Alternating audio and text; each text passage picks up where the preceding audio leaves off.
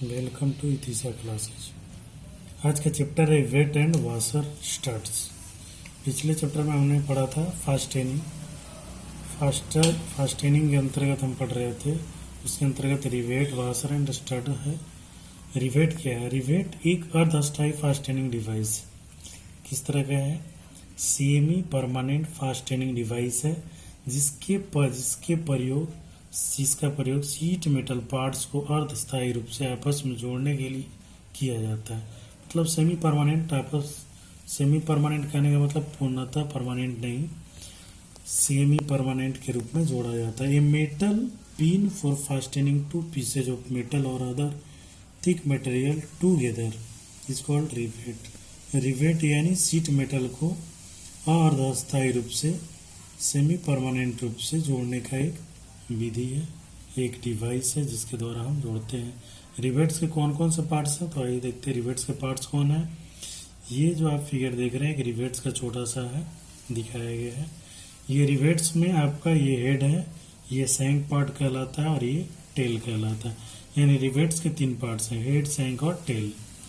Rivet सामान्यतः नरम धातु, सॉफ्ट मटेरियल जैसे copper, brass, aluminium, mild steel के बनाए जाते हैं। रिवेट धातु की एक राउंड रड होता है। रिवेट धातु क्या है कि राउंड रड होता है। आपने देखा है कि राउंड रड होता है। किसी प्लेट के होल में रिवेट को फिट करके उसके टेल के सिरे को फैलाने की विधि रिवेटिंग कहलाती है। आप यहाँ देख रहे हैं एक प्लेट है जिसमें एक रिवेट को डाला गया है। ये इसका हेड है, इसका सैंक पार्ट है और इसका टेल है। तो टेल को जो फैलाने की विधि है, हैमर द्वारा यूज करके इसको फैलाते हैं, तो ये फैलाने की विधि रिवेटिंग कहलाती है। यानी किसी प्लेट में रिवेट को डाल करके फिट करके उसके टेल के सिरे को, यानी सिरे को हम फैलाते हैं, तो ये कहलाता है रिवेटिंग।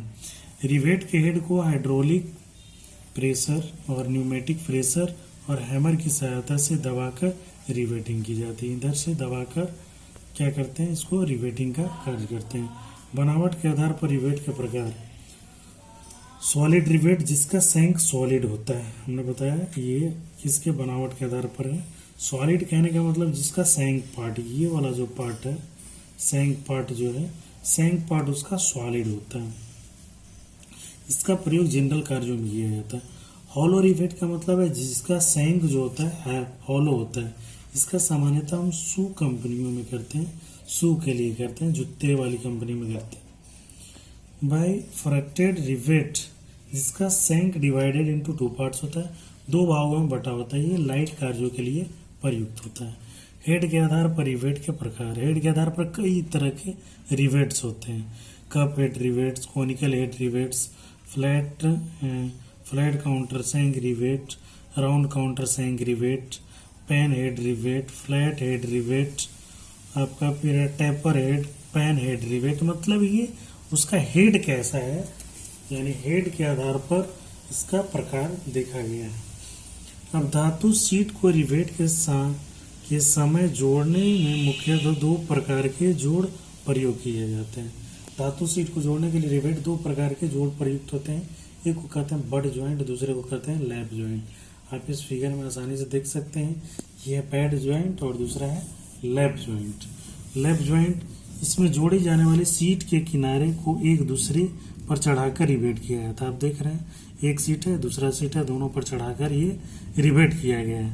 लैप ज्वाइंट में रिवेट की एक लाइन हो तो सिंगल रो लैप ज्वाइंट कहलाता है और दो लाइन प्रयुक्त हो तो उसको डबल रो लैप ज्वाइंट कहा जाता है। लैप ज्वाइंट में रिवेट की दो लाइन जिगजैग आकृति में प्रयुक्त हो तो उसे double row zigzag lap joint कहते हैं। जैसा ये फिगर में देख रहे हैं, जिगजैग आकृति में ये बना हुआ है। अब नेक्स्ट देखते हैं बट ज्वाइंट। बट ज्वाइंट इसमें जोड़े जाने वाले सिरों को आपस में मिलाकर उसके ऊपर अलग से एक सीट रखकर रिवेटिंग की जाती है। अब मान लिया जाए ये दोनों को जोड़ना है, इसमें पतला सा एक सीट रख दिया जाता है, तब इसकी वेल्डिंग की जाती है, तो ये बट ज्वाइंट कहलाता है। मतलब ये अलग से सीट रखा जाता है। दो आपका ये है जिसको आमने सामने रखा गया, उस पर एक पतली सी सीट रख के रिवेटिंग की जाती है, तो ये बट ज्वाइंट कहलाता है। अगर केवल एक अच्छा, इसमें है आपका सीट के इस टुकड़े को स्ट्रैप कहा जाता है। ये जो देख रहे हैं इसको स्ट्रैप कहा जाता है। अगर केवल एक स्टेप प्रयोग की जाती है तो इसे सिंगल स्टेप बट ज्वाइंट कहते हैं। अब जब दो स्ट्रैप, इसमें देखिए इधर भी है इधर भी है, दो स्टॉप का स्ट्रैप का प्रयोग किया जाता है तो इसे double strap joint but joint कहा जाता है। रिवेटिंग टूल्स कौन कौन से हैं? तो रिवेटिंग टूल्स हम यहाँ सामान्यतः देख रहे हैं 4-5 हैं जो हम इसका देखते हैं। रिवेट सेट, दो चादरों को एक दूसरे के निकट लाने के लिए हम रिवेट सेट का प्रयोग करते हैं। डॉली रिवेट हेड को सपोर्ट करने के लिए डॉली का प्रयोग करते हैं। रिवेट स्नैप, रिवेटिंग के बाद सही स्वरूप प्रदान के लिए रिवेट स्नैप का प्रयोग करते हैं। ड्रिफ्ट, दोनों चादरों के छेद को एक साथ लाने के लिए ड्रिफ्ट का प्रयोग करते हैं। कॉल्किंग टूल क्या है? प्लेट के किनारे और रिवेट के हेड के किनारे को प्लेट की सतह से मिलाने का काम कॉल्किंग टूल का है। फलरिंग टूल, दो प्लेट के किनारे को मिलाकर लीक प्रूफ जॉइंट बनाने के लिए फलरिंग टूल का उपयोग किया जाता है। तो इस तरह से हमने देखा रिवेट और रिवेट्स के टाइप्स। अब है वाशर, एक छोटा सा टॉपिक है वाशर क्या है। Small flat ring made of rubber, metal और plastic placed between two surface to make a connection tight. Connection को टाइट करने के लिए, दो सतहों के बीच कनेक्शन को टाइट करने के लिए एक फ्लैट रिंग में भी रबर का बना हो सकता है, मेटल का बना हो सकता है, प्लास्टिक का बना होता है, तो वाशर कहलाता है। वाशर धातु की ये गोल डिस्क होती है जिसके बीच में होल होता है। ये देखिए डिस्क है जिसके बीच में होल होता है। वाशर का प्रयोग नट और पार्ट्स के बीच में या बोल्ट के हेड और पार्ट्स के बीच में होता है। नट बोल्ट के बीच में होता है या फिर आपका बोल्ट और पार्ट्स के बीच में होता है। वाशर के कार्य, वाशर के कारण नट और पार्ट्स की सतह सीधे कांटेक्ट में नहीं आते हैं। वाशर के नट और पार्ट्स जो भी है सीधे कांटेक्ट में नहीं आते हैं, जिससे फ्रिक्शन कम होता है और पार्ट्स खराब नहीं होता है। यानी मान लो पार्ट्स है और आपका कौन है नट है, तो उसके बीच में वाशर लगा दिया तो पार्ट्स और नट के बीच में वाशर होने के कारण फ्रिक्शन भी कम हो जाएगा और पार्ट्स भी जल्दी खराब नहीं होगा। वाशर नट के द्वारा लगने वाले लोड को अधिक क्षेत्रफल में फैला देता है। वाशर जो है लोड डिस्ट्रीब्यूशन का काम करता है जिससे पार्ट जल्दी खराब नहीं होता है। वाशर नट को लूज नहीं होने देता है और वाशर नट को अधिक टाइट होने देता है, जिसके कारण कोई भी पार्ट्स लूज नहीं रहता है, टाइट रहता है, लीक प्रूफ रहता है। Type of washer, plain washer. Plain washer के दबाव अधिक क्षेत्रफल में फैलाने में मदद करता है। प्लेन वाशर क्या मदद करता है? मतलब ये प्लेन शेप में होता है और ये अधिक क्षेत्रफल में दबाव को फैलाने का कार्य करता है। नट अधिक टाइट होने देता है और ये नट को अधिक आसानी से टाइट भी होने देता है। होल की डाया को दुगना होता है। अब देखिए आउटर डाया होल डाया के दुगना होता है प्लेन वाशर में। स्प्रिंग वाशर क्या है? वाइब्रेशन के कारण नट ढीला होकर खुलने की जहाँ संभावना अधिक होती है, जहाँ वाइब्रेशन होता है और नट ढीला होकर खुलने लगता है तो वहाँ पर स्प्रिंग वाशर का प्रयोग किया जाता है। आगे देखते हैं, आपका है लॉकिंग वाशर। नट बोल्ट को लॉक करने में प्रयुक्त होता है कौन? वह लॉकिंग वाशर, जहाँ वाइब्रेशन के कारण नट ढीले होकर खुलने की संभावना अधिक होती है।